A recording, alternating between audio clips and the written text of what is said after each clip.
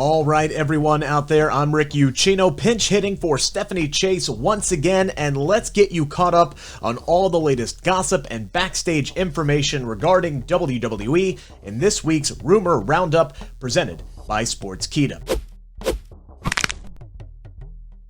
And we will start at number one. It seems like you couldn't go a single day in the month of November without seeing, hearing about, or watching a feature on The Undertaker. After 30 plus years in the business, the Phenom said goodbye to the wrestling industry when he made his one final farewell at Survivor Series. Now, I know, we have all been here before, but this time it appears to be the real deal. Paul Davis from Wrestling News reported this week that Taker was telling folks in the backstage area at Survivor Series that he is, in fact, for sure done with wrestling. And maybe most importantly, WWE Chairman Vince McMahon is not expected to request him to come back for one final match. Reports further state that it was not easy for Vince McMahon to let that character go, but it did dawn on him eventually that it is time to let The Undertaker ride off into the sunset.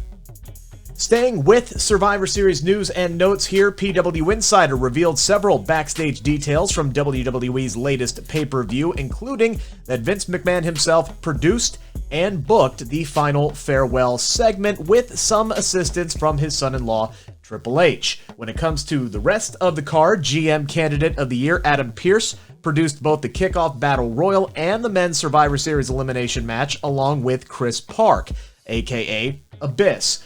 Pat Buck looked after the tag team match between the New Day and the Street Profits, while former American Alpha member Jason Jordan produced the battle between mid-card champions Bobby Lashley and Sami Zayn. Tyson Kidd, meanwhile, was the producer for the match between the women's champions Asuka and Sasha Banks, and Kidd and Buck jointly produced the Women's Survivor Series Elimination match. The best match of the night, though, Drew McIntyre and Randy Orton, that was produced by Michael Hayes. And one final note on The Undertaker before we let the dead man truly rest in peace. Taker recently revealed in a number of interviews that if he had his way, he would have chosen someone else to conquer his undefeated streak at WrestleMania. As we all know, it was Brock Lesnar who defeated The Undertaker at WrestleMania 30 in one of the most shocking moments in company history. The dead man went on record to say it wasn't a win he thought Brock needed, and that he would have rather have made a younger talent like Roman Reigns. Well, according to Dave Meltzer, the Wrestling Observer, the method behind the madness in choosing Brock was to actually get nuclear heat on him in order to help get Roman over as a babyface in 2015. The idea was for Reigns to get revenge on the man who beat the streak, except fans universally revolted against the idea of Reigns being the guy back in 2015. So the plan didn't really come to fruition. Fast forward 5 years later, and Roman Reigns is suddenly incredibly over, so it turns out all Vince had to do in the first place was turn Roman heel. Staying with the tribal chief here, it appears that after the events this week on SmackDown, the next challenger for the Universal Championship will be Kevin Owens. KO laying out Roman's cousin Jey Uso with a steel folding chair while calling out the big dog to close the show. That segment set up earlier in the night after Jey Uso attacked Daniel Bryan during his match with Sami Zayn. So both men have beef with Jey Uso and subsequently Roman Reigns, and it's reported that they will both get their shot at the Universal Champion. Dave Meltzer of the Wrestling Observer says the plan is to do Roman Reigns versus Daniel Bryan soon, maybe even at TLC, but the company is apparently leaning toward a later date, which could mean the Royal Rumble. This report came out prior to SmackDown, so considering how things played out, it looks likely to be Reigns and Kevin Owens at TLC, and then Reigns and Daniel Bryan possibly at the Royal Rumble. So we now know what the future reportedly holds for the Universal Champion.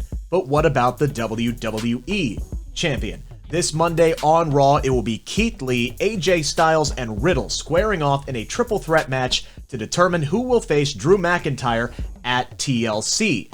But, according to the Wrestling Observer, none of these three men will actually be facing the Scottish Warrior at that pay-per-view. Nope, the man who's getting the title shot is Braun Strowman. That is right. the same guy who lost his mind, headbutted Adam Pearce on Raw this past week, causing Pearce to suspend the monster indefinitely. So how does Strowman go from an indefinite suspension for attacking an authority figure to getting a world title shot? Not a clue. Not a clue, but hey, I guess we'll all find out together. So, if Braun Strowman is indeed the guy to fight Drew McIntyre for the WWE Championship, why take this convoluted path to getting there? Well, again, according to the Wrestling Observer, the monster's health might be playing a role here. Strowman may have suffered a knee injury at Survivor Series, and it's unknown how long it will be until he's good to go. So WWE is really kind of covering their bases here.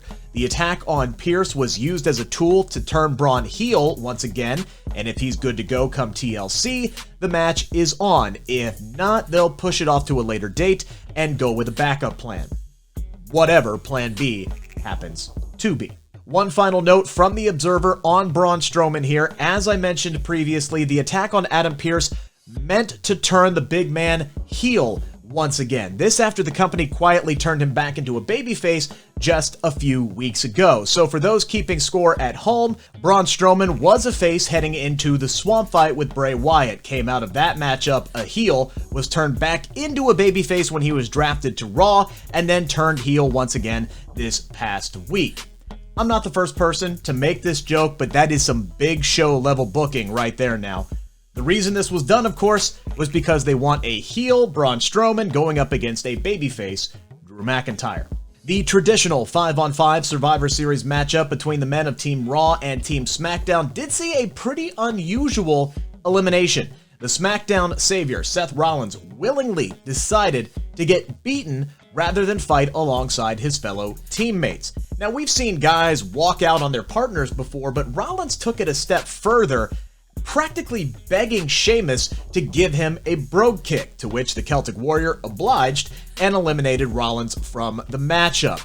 There was no follow-up to this angle on SmackDown this week, as Rollins was not on the show, and it appears we will not be seeing him for a while, as reports are now that Rollins has officially taken his time off to be with Becky Lynch, as the couple is expecting their first child soon. Unless something changes, we should not expect to see Rollins live and in action again until sometime in 2021.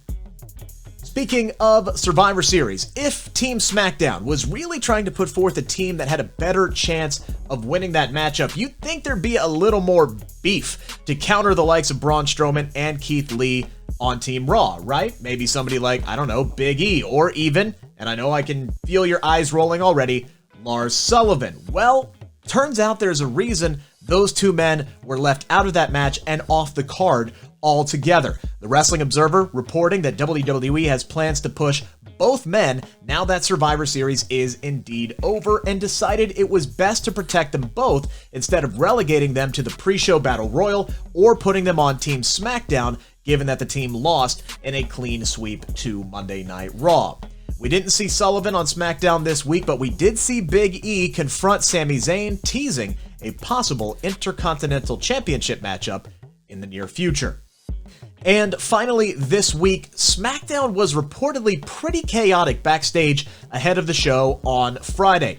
Vince McMahon arrived for the taping around 12:30, and a source confirmed to The Observer that the people behind the scenes had no clue what was in store for the latest Blue Brand episode until the boss was in the building, which is why the first matches for the show were not announced until about 20 minutes before SmackDown hit the air.